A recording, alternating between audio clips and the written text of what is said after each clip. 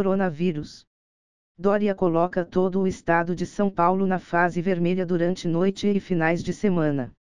Com as taxas de ocupação de unidades de terapia intensiva, UTI, acima de 71% por causa do vírus chinês, o governo de São Paulo decidiu colocar todo o estado em quarentena aos finais de semana, feriados e no período noturno, sempre após as 20 horas nos dias úteis.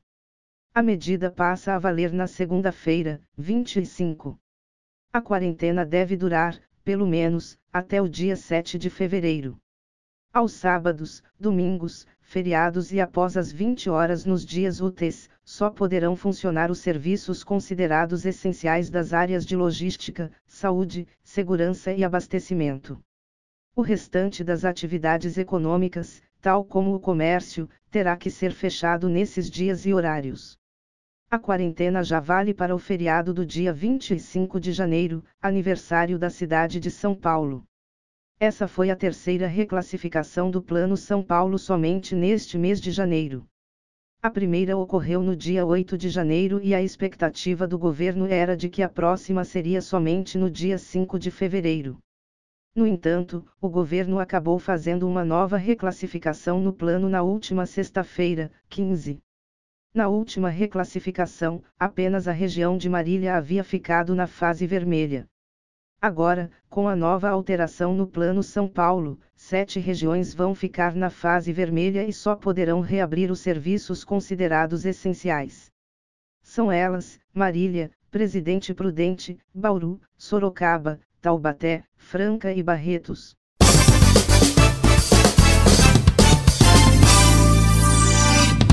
Governo comunista de Cuba pretende interferir nas próximas eleições da Colômbia para tomar o poder, diz documento.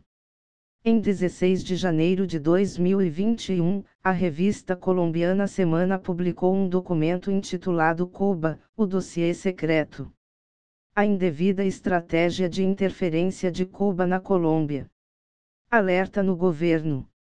Segundo a Semana, o documento diz que Cuba executa uma estratégia de interferência na Colômbia através da orientação de cubanos com cobertura diplomática em organizações sociais.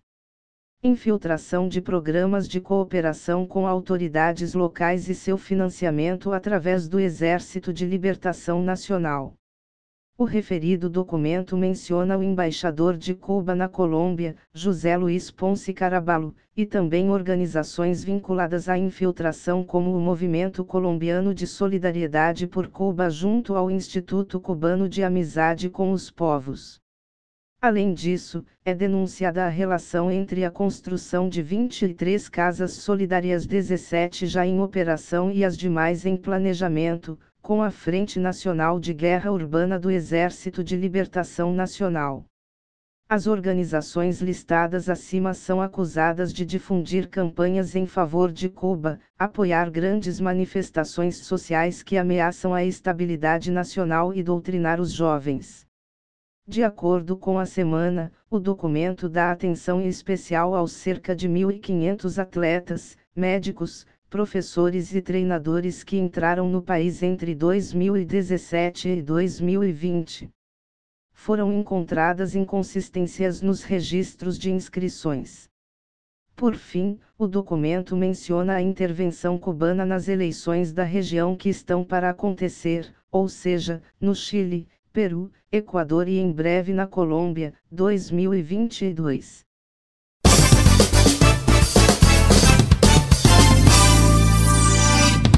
Aras pede ao STF abertura de inquérito contra Pazuello por colapso da saúde em Manaus.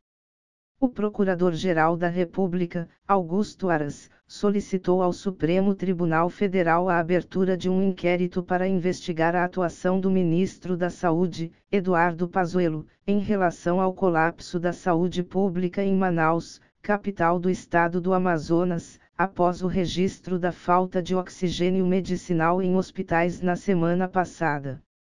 Considerando que a possível intempestividade nas ações do representado, o qual tinha dever legal e possibilidade de agir para mitigar os resultados, pode caracterizar omissão passível de responsabilização civil, administrativa e ou criminal. Impõe-se o aprofundamento das investigações a fim de se obter elementos informativos robustos para a deflagração de eventual ação judicial, diz Aras.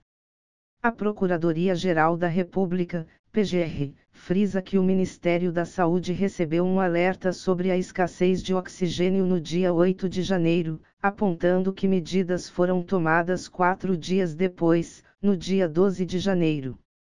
Foi detectado, ainda, logo no início do período, a gravíssima situação dos estoques de oxigênio hospitalar em Manaus, em quantidade absolutamente insuficiente para o atendimento da demanda crescente. Tal problema chegou ao conhecimento do Ministério no dia 8 de janeiro, por meio de um e-mail enviado por Petrônio Bastos, da White Martins, fabricante do produto, diz o documento nominado Ações Emergenciais decorrentes do agravamento dos casos de Covid-19 no estado do Amazonas Plano Manaus, subscrito pelo ministro Eduardo Pazuello. Aras destaca também o início da entrega de oxigênio feita pelo Ministério da Saúde no dia 12. Em relação ao tema, aparentemente a única ação desencadeada foi a visita às instalações da White Martins em Manaus e do reconhecimento, na mesma empresa, das obras onde será instalada uma nova planta. No ponto, o Ministério da Saúde apenas iniciou a entrega de oxigênio em 12 de janeiro de 2021, destaca Aras. Augusto Aras também cita o fato de o Ministério da Saúde ter enviado ao estado do Amazonas 120.000 unidades de hidroxicloroquina para o tratamento contra a Covid-19. No que tange às aparentes prioridades da pasta na condução das políticas públicas para o combate da Covid-19, chama a atenção a informação contida na folha 20 do referido ofício, segundo a qual, em 14 de janeiro de 2021, houve entrega de 120.000 unidades de hidroxicloroquina como medicamento para tratamento de Covid-19, quase a mesma quantidade de testes RT-PCR distribuídos, 146.084 unidades, acrescenta a petição da PGR.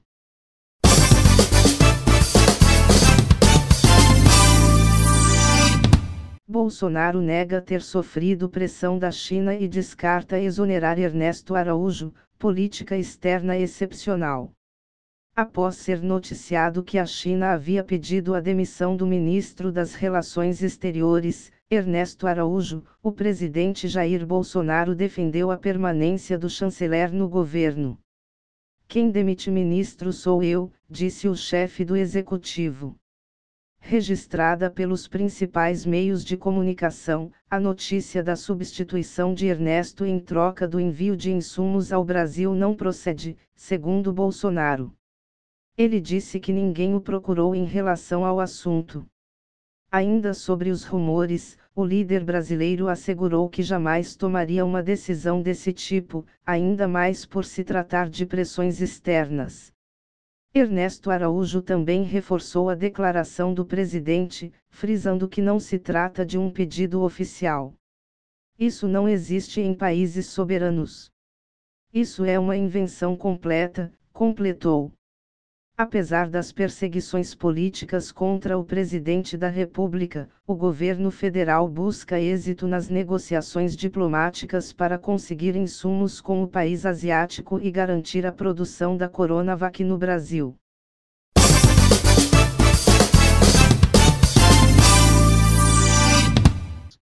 Fonte: Conexão Política. Link do site na descrição do vídeo.